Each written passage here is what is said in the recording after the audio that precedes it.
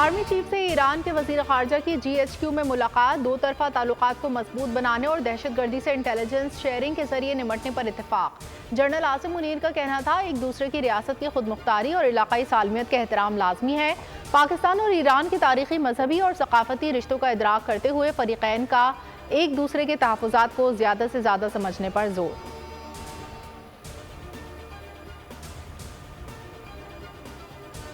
लोगों की आंखों में उम्मीद की किरण देख रहा हूँ, बहुत ठोकरें खाई, मजीद की हिम्मत नहीं, दुनिया में इज्जत का मुकाम हासिल करेंगे। नवाज शरीफ का लाहौर में इंतखाबी रैली से खिताब, कहा बेकसूर था, जानबूझकर सजा दी गई। नवाज शरीफ की छुट्टी न कराई जाती तो आज कोई बेरोजगार न होता। पहले भी खुलूस के साथ खिदमत की, आइंदा भी कसर नहीं छोड़ेंगे। मरियम नवाज बोली, हम 9 मई नहीं 28 मई वाले हैं। जुमले में पूरी दास्तान छुपी है।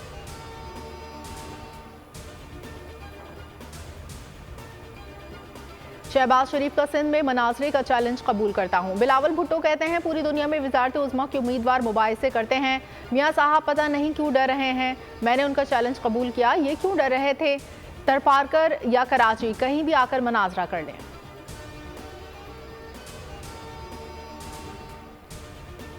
जनूबी पंजाब को पिंडी लाहौर ना बनाया तो मेरा नाम शहबाज शरीफ नहीं। सदर मुस्लिम लीग नून शहबाज शरीफ का राजनपुर में खिताब, कहा सैलाब के दिनों में आपकी खिदमत की, एहसान जताने नहीं आया। नवाज शरीफ के हुक्म के मुताबिक सैलाब मुतासरीन की बहाली में मदद की। मसाइल का हल सिर्फ नवाज शरीफ के पास है। हमारी हुकूमत रहती तो जनूबी पंजाब की तकदीर बदल गई होती। 9 मई का अंधेरा 9 फरवरी को छट जाएगा।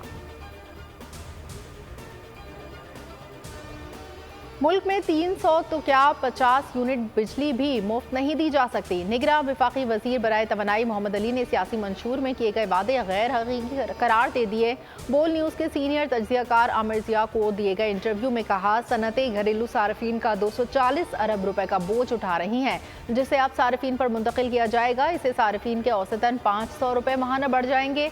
मुल्क में बिजली ज्यादा, लेकिन तरसील के लिए तारे मौजूद नहीं। अगर सारी बिजली इस्तेमाल हो तो नर्ख नीचे आ सकते हैं। हक़ाइक़ से भरपूर इंटरव्यू रात 11:03 पर बोल न्यूज़ पर नशर किया जाएगा।